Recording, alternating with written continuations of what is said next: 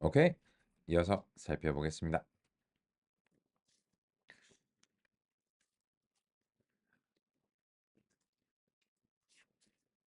모형의 표현력이 중요한데 데이터의 규모도 모형의 표현력에 영향을 미친다는 사실을 간단하게 이제 시각적으로 확인하기 위해서 다음과 같이 이제 제시를 해봤습니다.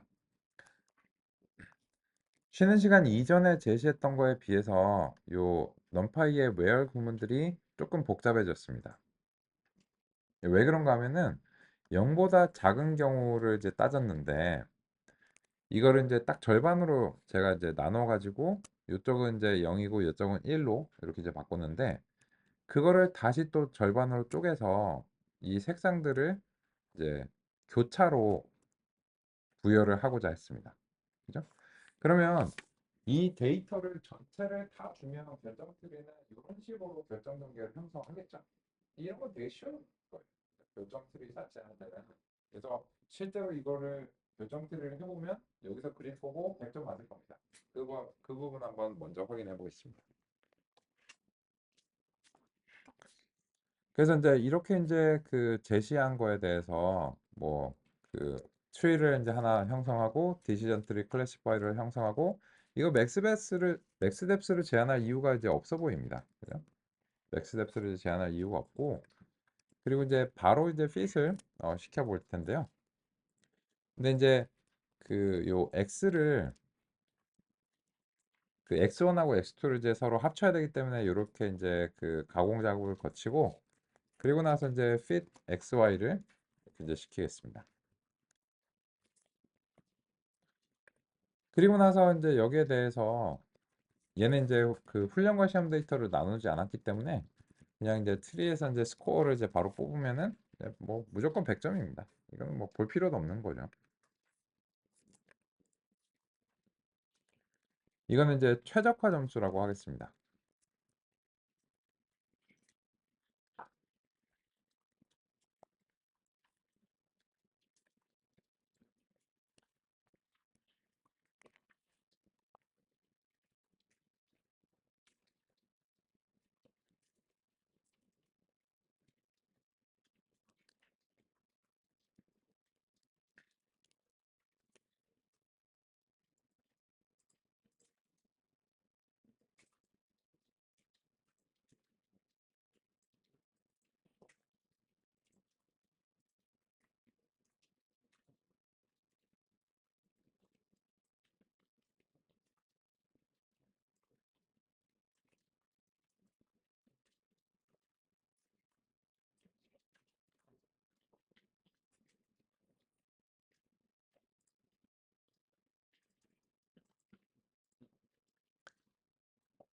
그런데 이제 이 전체 데이터를 다 보여줬을 때는 이제 다음과 같이 이제 최적화 점수가 이제 좋은데 그거에 이제 이런 데서 이제 결정 경계가 이렇게 형성이 됐기 때문이겠죠.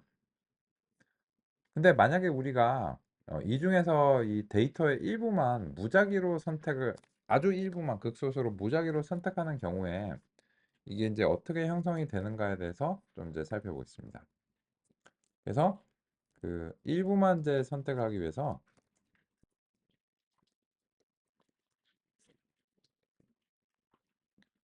랜덤 초이스를 이제 사용해서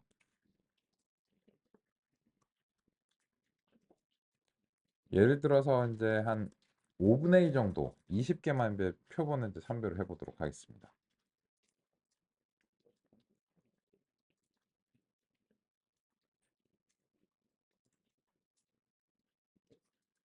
그리고 나서 이렇게 선별된 표본에 대해서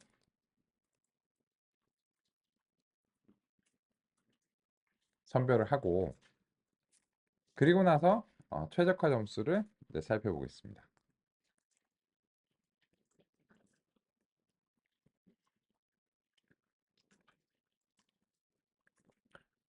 그리고 이제 선별된 것들이 어떤 것인지를 이제 보기 위해서 원래 거를 좀 흐릿하게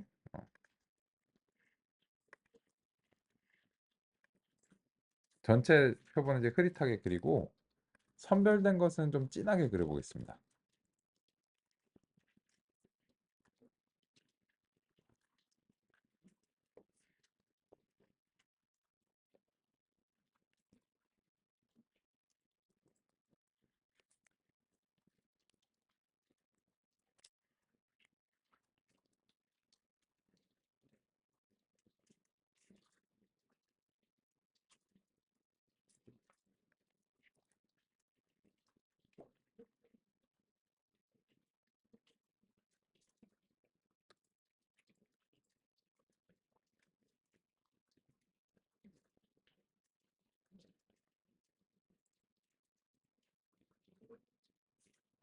그리고 이제 결과 재현을 위해서 랜덤 스테이트를 좀 고정해서 살펴보겠습니다. 좀 이제 성능이 되게 안 좋은 그런 걸로 이제 골라서 보겠습니다.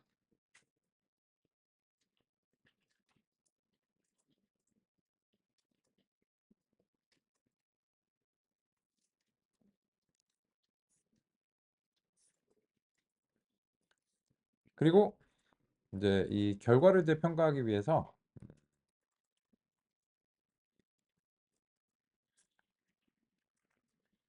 왼쪽과 오른쪽으로 또 좀 나눠서 오른쪽에는 이제 실제 그 결정 트리를 좀 그려보겠습니다.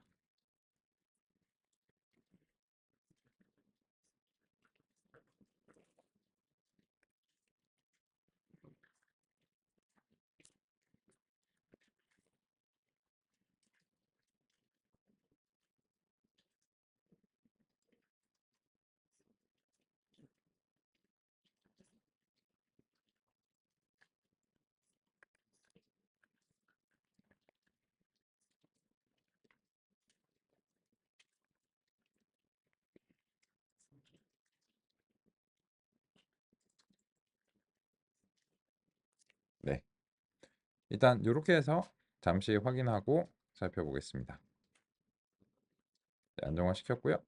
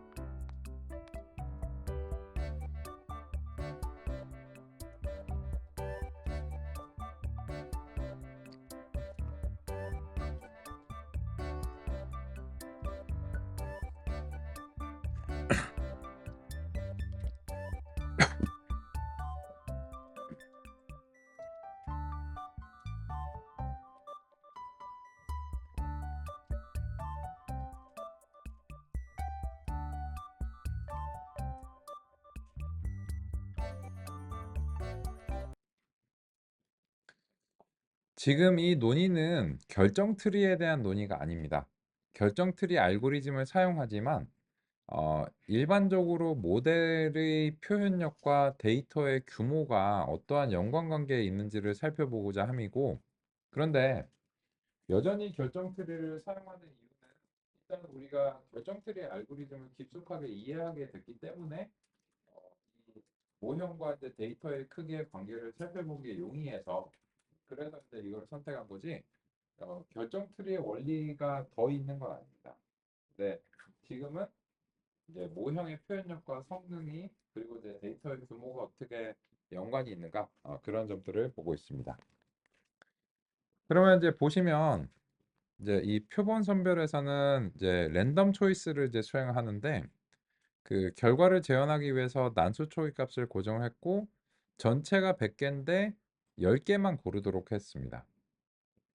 그리고 이제 요 리플레이스를 false를 하지 않으면 이게 복원 추출이 될 수 있습니다. 그래서 이제 중복된 게 뽑힐 수 있기 때문에 셔플을 하기 위해서는 이렇게 이제 하시는 게 바람직하고 그래서 전체의 10%만 표본을 이제 뽑았습니다. 그리고 나서 실제로 그 추이에 훈련시킬 때는 전체의 10%만 보여주고 훈련을 시켰는데, 그리고 나서 이제 전체 데이터를 다시 그 보여주니까는 최적화 점수가 1.0에 한참 못 미칩니다. 그죠? 그래서 이제 왜 이런 일이 발생하는가를 시각적으로 이제 표현하기 위해서 제가 이제 전체 데이터를 살짝 이제 흐릿하게 했고, 실제로 선별된 데이터들은 원래의 진한 색상으로 나오도록 했습니다. 그러면은 이제 결정 경계가 이제 어디서 그려졌는가를 이제 보시면 X1하고 X2를 이제 다 사용했는데, 그러면 X1에 대해서 쪼갰다라고 하는 것은 요렇게 이제 그 수직으로 쪼갠 거고, X2에 대해서 쪼갠 거는 이제 수평으로 이제 쪼갠 건데요. 요 구체적인 값을 한번 여기다가 그 우리가 이전에 했던 것처럼 그려 주도록 하겠습니다. 그러면은 이거는 이제 왼쪽 영역에서 그 결정 경계를 이제 그리면 되는 거죠. 그래서 첫 번째로는 이제 버티컬 라인즈가 이제 있어야 될 것 같고, 그래서 이제 그 x 값이 마이너스 3.03이고요. y민하고 이제 ymax라고 하는 것은 이제 x2의 이제 그 값으로 이제 하면 될 것 같고, 요 같은 경우에는 한 0부터 25 정도까지 하면 될 것 같습니다. 그리고 이제 라인 스타일은 여기 이제 그리고요. 그럼 여기서 이제 한번 쪼갠 거죠. 그죠?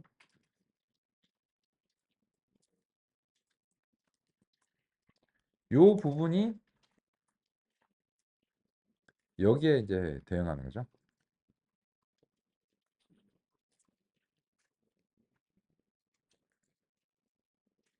그런데 이거를 왜 이렇게 쪼갰냐라고 이제 살펴보면 그 납득이 될 만한 부분이 있습니다. 왜냐면 원래도 여기서 그 파란색하고 빨간색이 딱 여기서 쪼개지는데, 이거를 경험을 안 했음에도 불구하고 이쯤에서 잘 쪼갰거든요.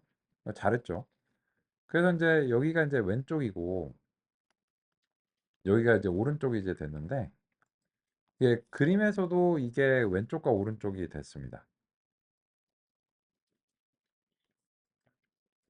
그러면 보시면 왼쪽은 진이가 0이 되면서 순수하게 끝났어요. 왜 그런가 하면은 파란색 3개가 딱 되면서 일이 끝났죠.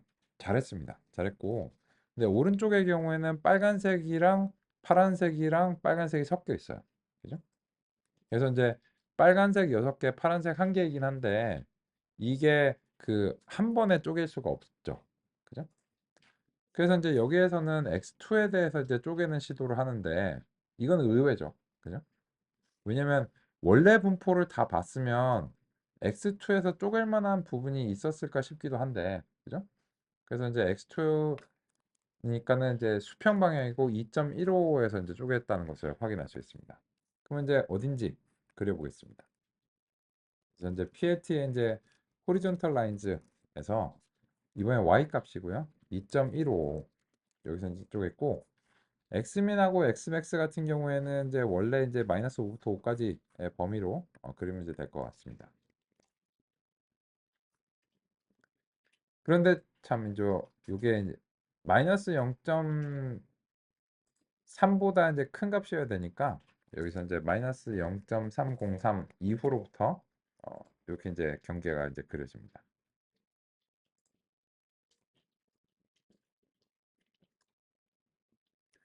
그러면 지금 현재 주어진 샘플에서는 요렇게 쪼개는 게 자명합니다.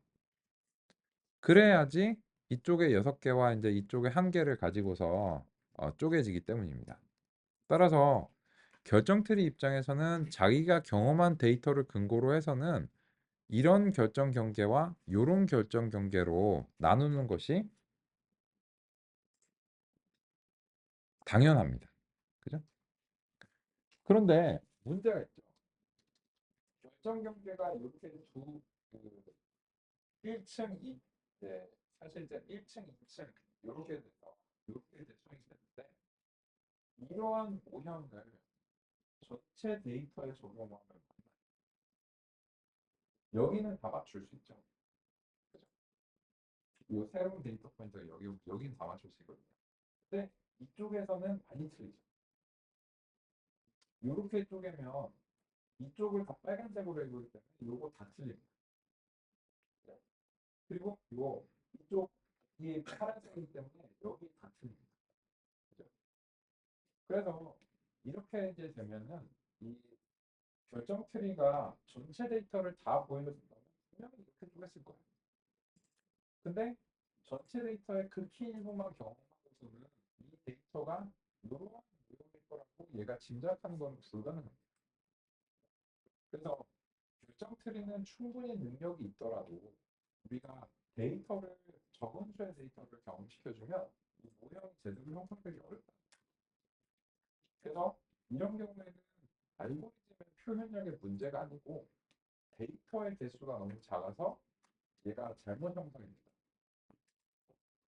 그런 이유로 인해서 성능이 안 좋을 때 종종 데이터의 규모를 증가시키면 이런 문제가 개선이 될 가능성이 생깁니다. 그거를 경험하기 위해서 우리가 데이터의 개수를 비율을 좀 늘려보겠습니다. 아까는 전체 10%만 보여줬잖아요. 이번에는 전체 50%로 한번 늘려보겠습니다.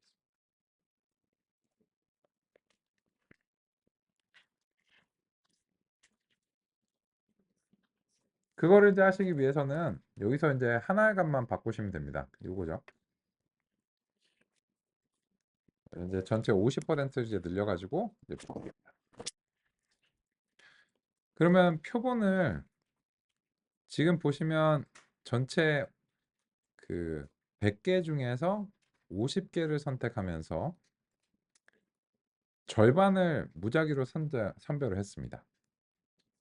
근데 그 결과 보시면 최적화 점수가 96점으로 뜁니다. 그죠?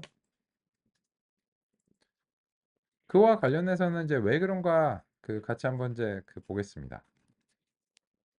이제는 결정 경계가 이제 다시 좀 달라집니다.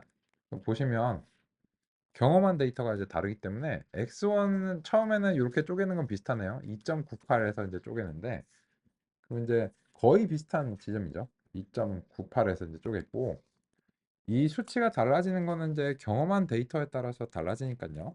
그래서 이제 여기서 한번 쪼갰고 그 다음에 보시면은 아까는 X2에서 쪼갠데 이번에는 X1에서 이제 쪼갭니다. 그래서 X1에서 한번 더 쪼개고 그래서 0.1 정도에서 쪼갭니다. 그래서 요거는 이제 버티컬 라인에서 X1 이제 같은 이제 Y의 범위를 공유하기 때문에 그냥 목록으로 좀 제시를 하겠습니다. 0.1. 그러면 여기서 쪼개는 거예요. 그죠? 그리고 이제 마지막에는 X2 이제 10에서 이제 쪼개는데 그거는 이제 왜 그런지 한번 이제 보겠습니다.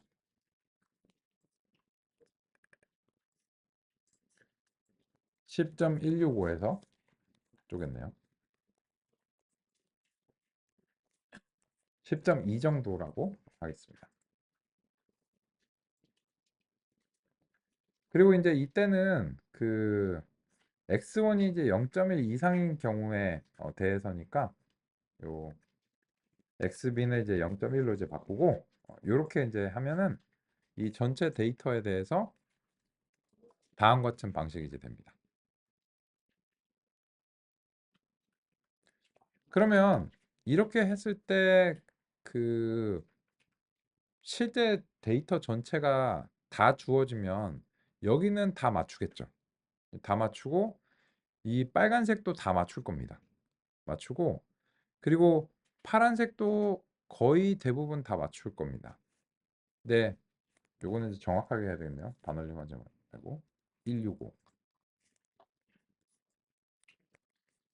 근데 이제 요 부분에서는 요 빨간색들 2개 정도 틀리겠네요. 그죠? 그래서 이거는 요렇게 쪼개나 아니면 이렇게 쪼개나 비슷합니다. 그죠?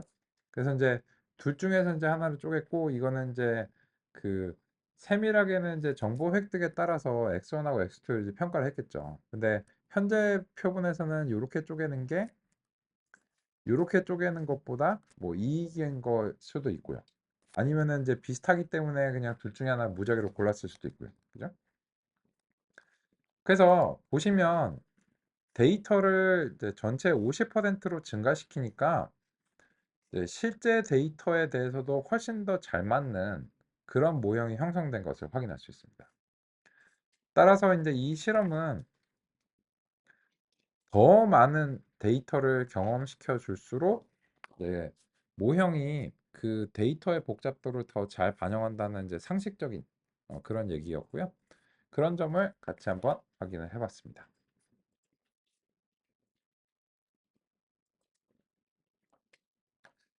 이 실험은 무엇과 연관이 있느냐 하면은 57 페이지에 모델의 복잡도와 데이터셋의 크기의 관계를 구체적인 실험으로 제시하기 위해서 노력했다. 이렇게 어여쁘게 봐 주시면 감사하겠습니다.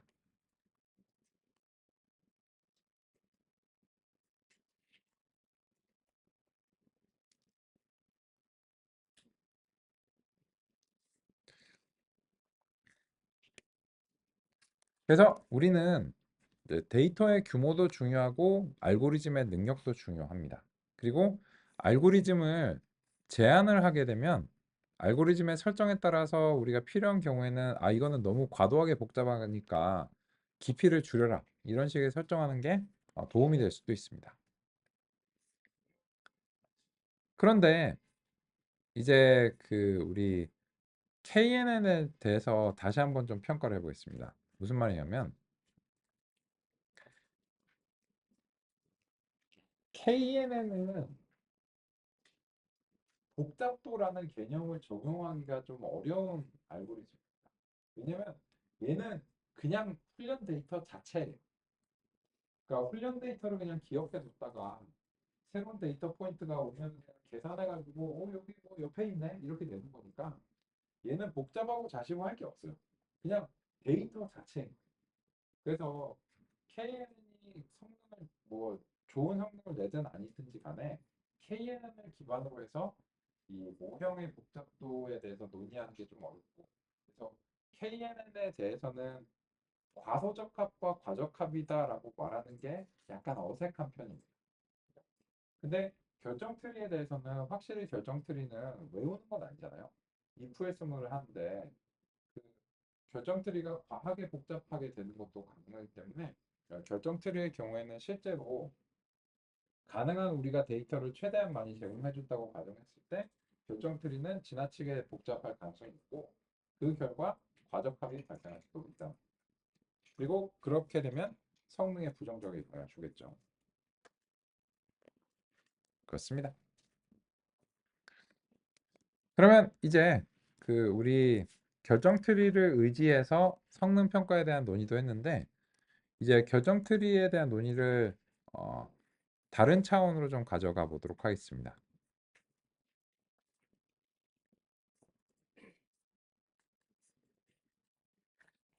120 페이지로 가보도록 하겠습니다.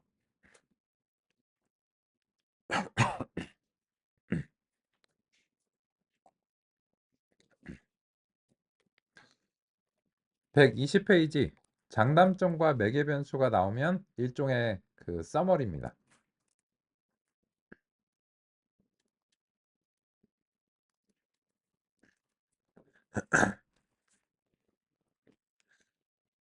첫 번째로는 결정 트리의 설정과 관련된 아이고 죄송합니다.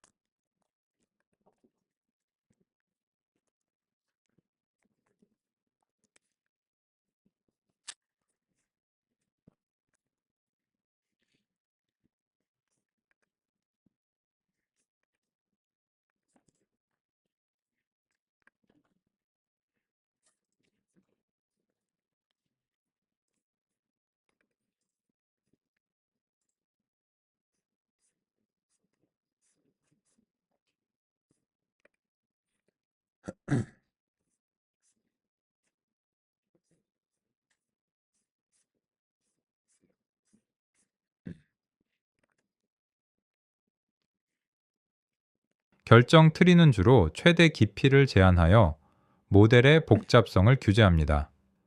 이는 과적합을 방지하는 효과적인 방법 중 하나입니다. 추가적으로 이파리 노드의 최소 표본수를 설정하거나 이파리의 개수를 제한하는 것도 과적합을 줄이는 데 사용될 수 있으나 이러한 방법은 주로 최대 깊이를 제한하는 것을 통해 간접적으로 달성됩니다. 이파리 노드 설정은 보다 세부적인 규제 방식에 속합니다. 결정 트리의 또 다른 장점은 시각화가 가능하여 분석이 용이하고 기계 학습 전문 지식이 없는 사람들에게도 설명하기 쉽다는 점입니다. 또한 결정 트리는 각 특성을 독립적으로 처리하므로 다른 알고리즘에 비하여 데이터의 사전 처리 요구가 적습니다. 이는 선형 모델이나 신경망과 대비되는 특징으로 사용의 편리함을 제공합니다. 하지만 결정 트리의 가장 큰 단점은 과적합을 방지하기 어렵다는 것입니다. 훈련 데이터에 대한 아이고, 의존도가 죄송합니다. 높고 특정 표본에 대해 민감하게 반응하기 때문에 작은 데이터 변화에도 모델이 과적합될 가능성이 높습니다. 최대 깊이를 제한하는 것 외에도 과적합을 완전히 제어하기는 쉽지 않습니다. 또한 특성 값이 예측 시 새로운 범위로 확장될 때 모델이 이를 적절히 처리하지 못해 예측 실패로 이어질 수 있습니다. 결정 트리 이제 요약이었는데요. 여기에 대해서는 한 가지 그냥 안내드릴 내용이, 지금 요 대본을 읽은 거는 제 목소리를 복제하는 서비스를 활용해서 대본을 이제 읽었습니다. 보이스 클로닝이라는 서비스가 있어요. 그래서 이제 제 목소리 샘플들이 한 20분 정도 이제 제공하니까는 제가 텍스트를 입력을 하면 제 목소리로 이렇게 나오는 겁니다. 그래서 비슷하죠. 제가 생각하기에는 이제 이게 요새 실험적으로 한번 해보고 있어요. 왜냐면 요 대본 해설을 제가 이제 전문 성우가 아니다 보니까 대본 이제 쓰고 애니메이션하고 이렇게 맞추고 이제 녹음하고 이러면 한 2분짜리 대본을 막 녹음하고 뭐 작업하고 이러는데 한 30분에서 1시간까지도 걸리더라고요. 그래서 이제 좀 더 이제 내용을 빨리빨리 밀어내기 위해서 제가 이제 막 이거 잘못 읽었네 막 다시 녹음하고, 여기 또 뭐 이렇게 잘못 읽은 거 요거 이제 다시 재녹음하고 이런 게 되게 많거든요.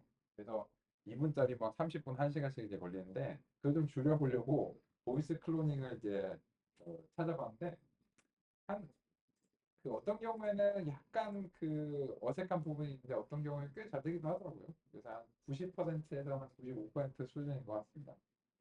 그래서 이제 실험적으로 한번 해보고 있는데 뭐 그냥 신기하죠.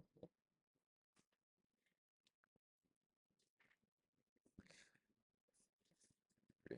슬라이드가 이제 가끔 이렇게 이제 되는데 이런 경우에 슬라이드를 좀 다시 껐다 키겠습니다.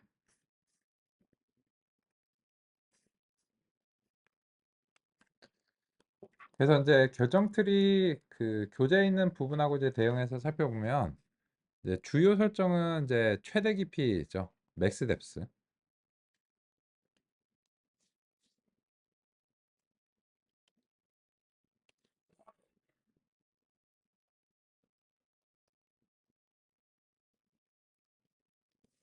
시각화 가능하죠.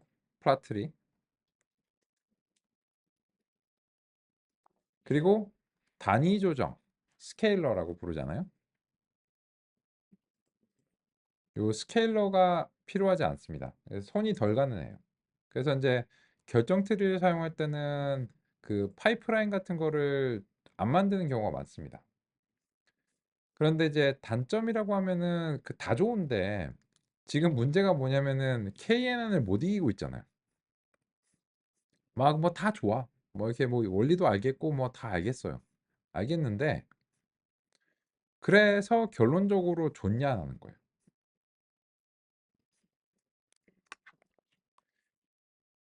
그래서 결론적으로 뭐 모형이고 이런 건 다 좋은데 아직 KNN을 이긴 적이 없어요. 이게 이제 근본적인 이제 문제거든요. 그래서 우리는 이제 90년대의 기법으로 넘어가고자 합니다. 앙상블 러닝이라고 합니다. 이전과 관련해서는 이제 그 교재에서 방금 전에 이제 논의드린 거는 120페이지 장단점과 매개 변수와 관련이 있는 거고, 121페이지 하단을 같이 한번 읽어보겠습니다. 앙상블은 여러 머신러닝 모델을 연결하여 더 강력한 모델을 만드는 기법인데, 여기에 대해서 결정 트리에 특별히 이 기법이 상당히 효과를 발휘합니다. 그래서 간략하게 소개해드리고 실습을 통해서 바로 알아보겠습니다. 앙상블이라고 하는 거는 영어도 아니죠. 앙상블, 그죠? 불어잖아요. 그래서 이제 여러 가지를 이제 조합하는 거 앙상블이라고 하는데, 그거에 이제 어떤 그 통찰이라고 할까? 그런 거를 한번 공감해 보도록 하겠습니다.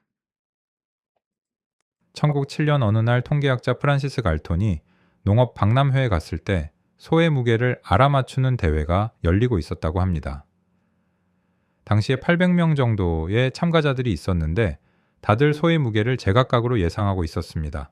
그런데 놀랍게도 평균과 중앙값의 경우에는 실제 몸무게의 1% 정도밖에 차이가 나지 않을 정도로 정확했다고 합니다. 개별 예측은 실제와 차이가 나는 경우가 많았지만 여러 의견이 취합된 것은 훌륭한 성과를 낼 수 있는 좋은 사례로서 소개되고 있습니다.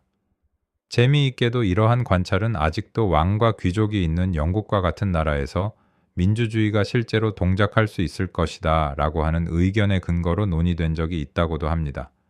이것의 기존의 전통적인 통계학과 현재의 접근법이 구분이 되는 지점이기도 합니다. 왜냐하면 기존의 통계학은 데이터의 분포에 대한 어떤 강력한 가정을 수학적인 모형으로 설정을 해놓고 나서 그러한 설정에 대한 매개 변수를 추정하는 방식이었습니다. 상대적으로 지금의 현대적인 통계학이라고 불리는 20세기 중반 이후에 통계학은 컴퓨터의 활용을 전제로 하여 수학적인 모델링보다는 샘플링 기법을 정교하게 하여 수학적 모형이 알려지지 않은 것들에 대한 통계적인 특성을 추정하는 방식을 추구하고 있습니다. 요거는 조금 별로였죠. 그래서 이제 한 90% 정도 수준이라고 생각하는데, 역시 이제 보이스 클로닝으로 했고요. 이게 이제 왜 했냐라고 하면은, 각각 소 전문가가 아닌데 각각의 사람들의 예상은 꽤 많이 차이가 나는데, 이 전문가가 아닌 일반적인 사람들이 그냥 눈대중으로 그 소의 무게를 알아맞히는 것을 수행한 결과 이 의견을 평균 내니까는 실제 굉장히 근접한 수치가 나와서 당시에 이제 통계학자가 깜짝 놀랐다고 합니다. 아마도 이런 것을 그 염두에 두고서 하지 않았나 싶은데요. 그래서 이제 다음 같은 구성입니다. 앙상블 또는 조합학습은 여러 머신러닝 모델을 결합하여 강력한 단일 모델을 만드는 기법입니다. 이전에는 특정 알고리즘을 사용하여 하나의 모델을 개발하는 것이 일반적이었습니다. 그러나 모델들이 과적합, 즉 특정 데이터에 지나치게 최적화되는 문제를 자주 겪었습니다. 과적합은 데이터가 부족할 때 더욱 심화되는 경향이 있습니다. 그렇지만 데이터가 충분하더라도 알고리즘에 따라 과적합이 발생할 수 있으며 이를 단순히 데이터 규모로 해결하기 어려운 경우가 많습니다. 데이터 확보는 노력과 비용이 많이 들기 때문에 다른 접근 방법이 필요합니다. 이에 비유할 수 있는 상황은 사람들의 전문성에서도 찾아볼 수 있습니다. 특정 분야에서 뛰어난 전문가라도 다른 분야에서는 한계를 가질 수 있습니다. 이와 같이 전문가들이 특정 분야에 치우치지 않고 서로 다른 분야의 지식을 교류하며 문제를 해결하려 할 때 더 균형 잡힌 결과를 얻을 수 있습니다. 이러한 현상은 머신러닝에서 앙상블 기법으로 잘 나타납니다. 여러 모델이 서로 다른 관점과 접근 방식을 통합함으로써 오버피팅을 줄이고 전반적인 모델의 일반화 능력을 향상시키는 것이 조합학습 방법론의 통찰입니다. 머신러닝에는 이런 종류의 모델이 많지만 그중 두 앙상블 모델이 분류와 회귀 문제의 다양한 데이터셋에서 효과적이라고 입증되었습니다. 랜덤 포레스트와 그레디언트 부스팅 결정 트리는 모델을 구성하는 기본 요소로 결정 트리를 사용합니다. 요거는 요거는 가끔 제가 헷갈리더라고요. 이거 내가 읽었나 보이스 클로닝을 했나 이게 헷갈리는데, 요건 이제 보이스 클로닝인데 요거는 꽤 괜찮은 것 같습니다. 하여튼 이제 그렇고, 결론이 이렇습니다. 결정 트리 하나의 예측은 과적함이 좀 심할 수 있는데, 여러 결정 트리들을 동시다발적으로 만든 다음에 아까 그 소의 무게를 추정한 것처럼 얘네들의 의견을 평균 내면 보다 안정적인 예측을 할 수 있지 않을까 하는 게 이제 이 조합학습의 이제 근거입니다. 이제 실습으로 살펴보겠습니다.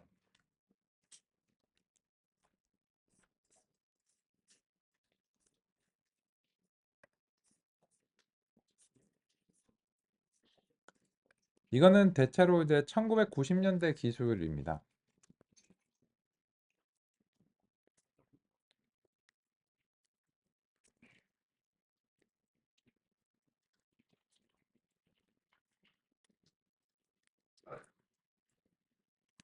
이거는 이제 여러 기법들이 있기 때문에 그냥 1990년대라고 하겠습니다. 그럼 이제 대표적인 알고리즘은 사이클런의 앙상블르, 그죠? 그리고 랜덤 포레스트 클래시파이어를 이렇게 이제 가져오겠습니다.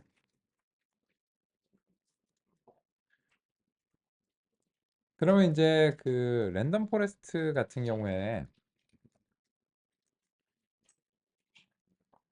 결정 트리를 여러 개를 이제 만드는데요. 기본적으로 이제 100개가 사용됩니다.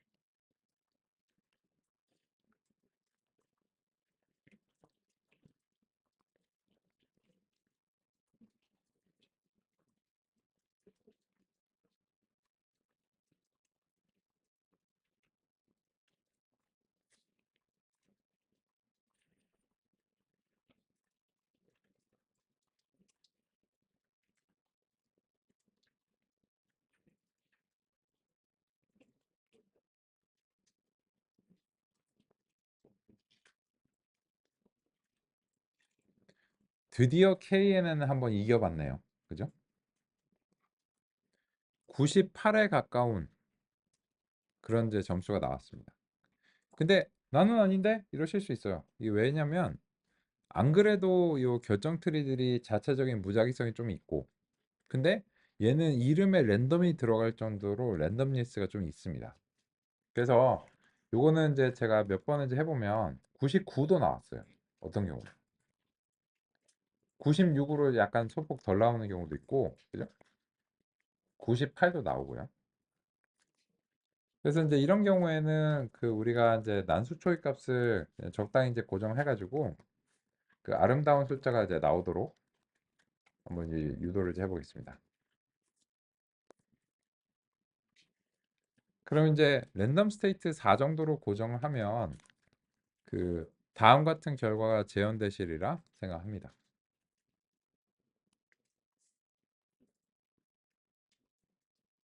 그러면 이걸 보시면 그 튜닝도 필요 없고 전처리도 안 했어요. 거의 필요가 없을 정도로 점수가 높습니다. 그래서 이 결정 트리 자체에 대해서 성능에 대해서 좀 실망하셨을 수도 있는데, 결정 트리는 이 90년대 앙상블 기법으로 굉장히 강력해졌고, 그래서 이제 결과적으로는 이런 방식으로 사용이 된다라고 보시면 되겠습니다.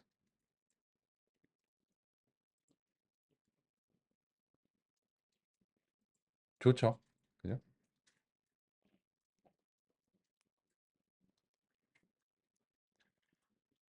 그러면 이제 이 랜덤 포레스트라고 하는 것이 그 어떻게 이제 만들어졌는가에 대해서 개략적으로 이제 살펴볼 텐데요. 첫 번째로는 요 넘버 오브 에스티메이터즈, 요게 이제 모델의 개수입니다.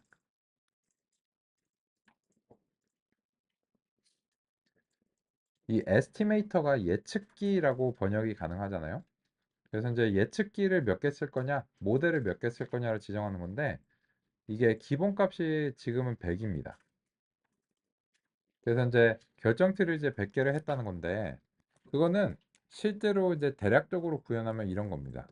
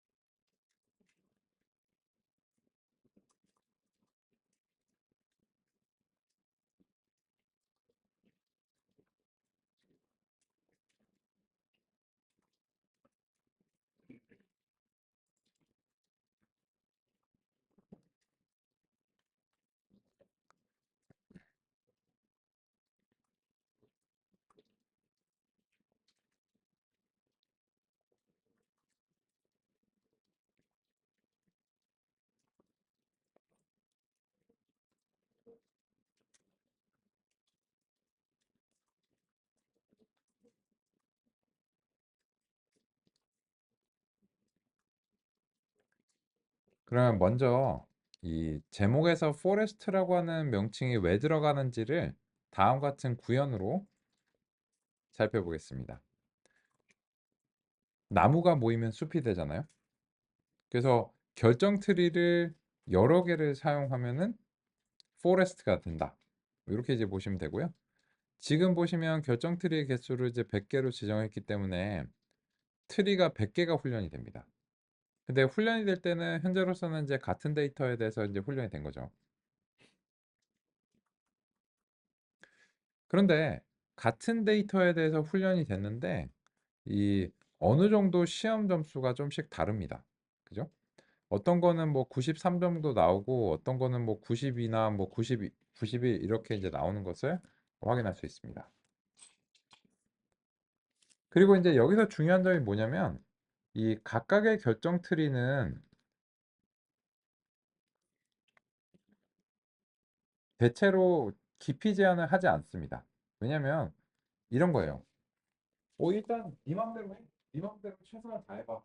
근데 네 말만 듣진 않아. 이 100개의 결정 트리에 종합적인 의견을 참고해서 성능을 낼 거야. 이런 식이기 때문에 이 각각은 이전에 논의드렸던 것처럼 얘네들이 과적합이 되지 않기 위해서 노력하지 않습니다. 보시면 랜덤 포레스트는 99%의 성능에 가까운데 개별 트리들의 성능은 93을 넘지 못하죠. 그래서 이제 뭔가 이 두 개가 이제 차이가 있다는 사실을 알 수 있습니다. 그런데 여기에 대해서 이제 이런 식으로만 하면 그냥 여러 개의 결정 트리를 만들었지만 이 결정 트리들이 너무 비슷합니다. 약간씩의 차이가 있지만 굉장히 비슷하고요. 그래서 여기에 대해서 좀 더 랜덤니스를 부여하려고 합니다. 그 첫 번째 절차가 무엇이냐? 바로 부트스트랩 샘플링입니다.